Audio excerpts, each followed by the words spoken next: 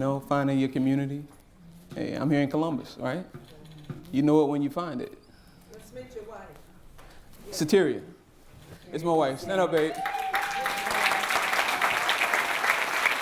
Hey, let me tell y'all something real quick. I couldn't do what I do for the art, for Black art in America without her.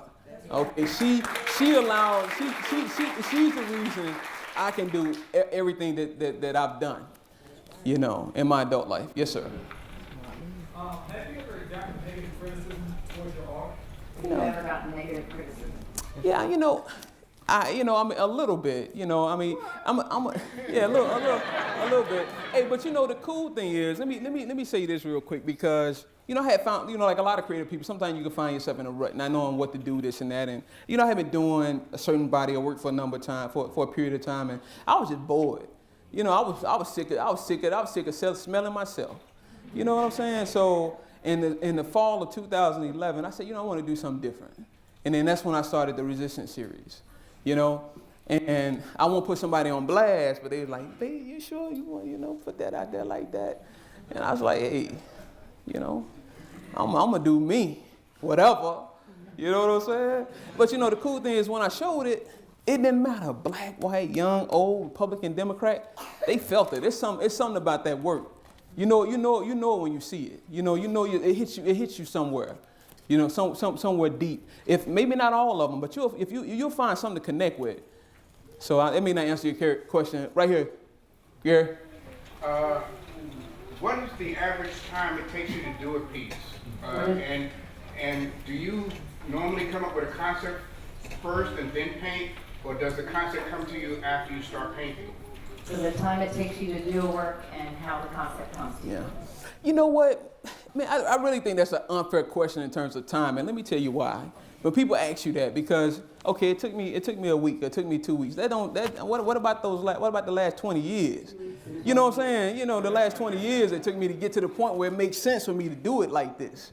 So that's how long it takes. And in terms of the work evolves. Like sometimes I may do a piece and it may be a face. Oh, because let me say this real quick. A lot of the pieces, the faces, the images that you see, these are digital compositions.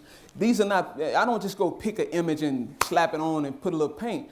They're layers, and like if you look at that juke joint piece upstairs, that's over 100 layers that's created to tell this narrative, and then I print it out and go back and paint and collage into it. So these are original concepts.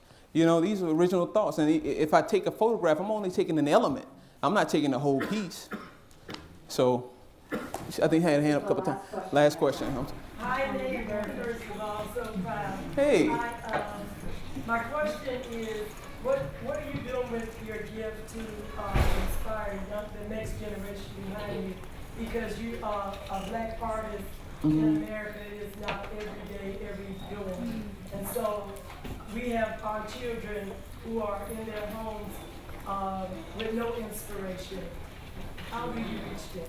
So how do you reach the youth? You know what? That's a real easy question for me, and I'm gonna tell you this: Black art in America. Yeah. And I'm not faking with that. Visit the site. It's an educational tool. If you want to know about the artists that came before us, you want to know about the contemporary artists, Phyllis, Freddie Styles in the audience, and maybe a few other artists I'm not seeing. Najee, my good brother and mentor. I was stepping away from this thing many years ago. I was stepping away. I wasn't even interested. And Najee said, man, come on to the studio. He embraced me. And next thing you know, I'm doing shows and this and that. And he talked about moments like this. I didn't, in one ear, and you know the rest. So. Yeah. So we gotta wrap it up. I'm gonna be around though. So just come pull my cable toe. Come pull on me. I'm here. I'm in Columbus, y'all.